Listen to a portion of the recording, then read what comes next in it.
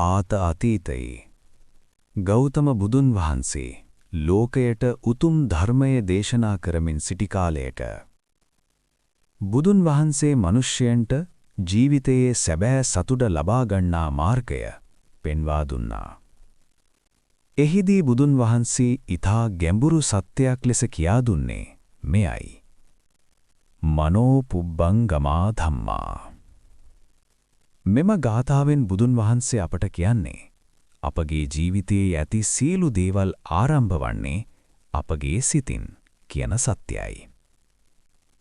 මිනිසෙකුගේ සිත හොඳ නම් ඔහුගේ වචන හොඳ වෙනවා. ඔහුගේ ක්‍රියා හොඳ වෙනවා. අවසානයේ ඔහුගේ ජීවිතයත් සතුටින් පිරෙනවා. නමුත් සිත නරක සිතිවිලි වලින් පිරී ගියොත් කෝපය, ඊර්ෂ්‍යාව, වෛරය එවැනි සිතිවිලි මිනිසාගේ ජීවිතය අඳුරු කරනවා. බුදුන් වහන්සේ මේ ගැන පැහැදිලි කරමින් කියනවා. යම් කෙනෙක් නරක සිතකින් කතා කළහොත් හෝ ක්‍රියා කළහොත් දුක ඔහු පසුපස එන්නේ රථ රෝදය ගවයාගේ පාදය පසුපස එනවා වගේමයි. මේ අපගේ දිනපතා ජීවිතයේ දැක ගන්න පුරුවන්. කෙනෙකු කෝපයෙන් කතා කළහොත් එය තවත් කෙනෙකුගේ සිතට වේදනාවක් දෙනවා. එම වේදනාව නැවත කෝපයක් බවට පත්වෙනවා. ඒ විදිහට නරක සිතිවිලි වලින් ආරම්භ වූ කුඩා ක්‍රියාවක් විශාල දුකක් බවට පත්වෙන්න පුළුවන්. එහෙත් සිත හොඳින් තබා ගන්න පුළුවන් නම් කරුණාව, මෛත්‍රිය, අනුකම්පාව මේ ගුණ මිනිසෙකුගේ හදවතේ වර්ධනය වෙනවා. එවිට ඔහු කතා කරන්නේත් සතුටු දෙන වචන. ඔහු කරන ක්‍රියාත් ලෝකයට යහපතක් කරන ක්‍රියා.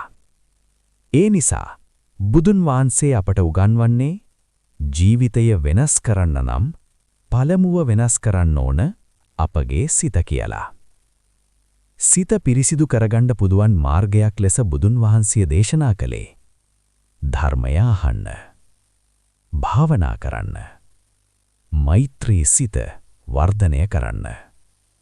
එවිට මිනිසයාගේ ජීවිතය අඳුරු තැනකින් ආලෝකයට ගමන් කරනවා. අද අපි හැමෝම සතුටින් ජීවත් වෙන්න කැමතියි. නමුත් සතුට හොයාගෙන බාහිර ලෝකය පුරා යන්න අවශ්‍ය නැහැ. සතුට ආරම්භ වෙන්නේ අපේ සිතින්මයි. ඒ නිසා අපි හැම දවසකම අපේ සිත ගැන සැලකිලිමත් වෙමු. හොඳ සිතිවිලි වර්ධනය කරමු. අනෙකුන්ට කරුණාවෙන් සලකමු. එවිට බුදුන් වහන්සේ දේශනා කළ ඒ උතුම් සත්‍ය අපගේ ජීවිතයේම සත්‍යයක් බවට පත්වේවි. මනෝ පුබ්බංගමා ධම්මා. සියලු දේවල් වලට පෙර යන්නේ අපගේ සිතයි.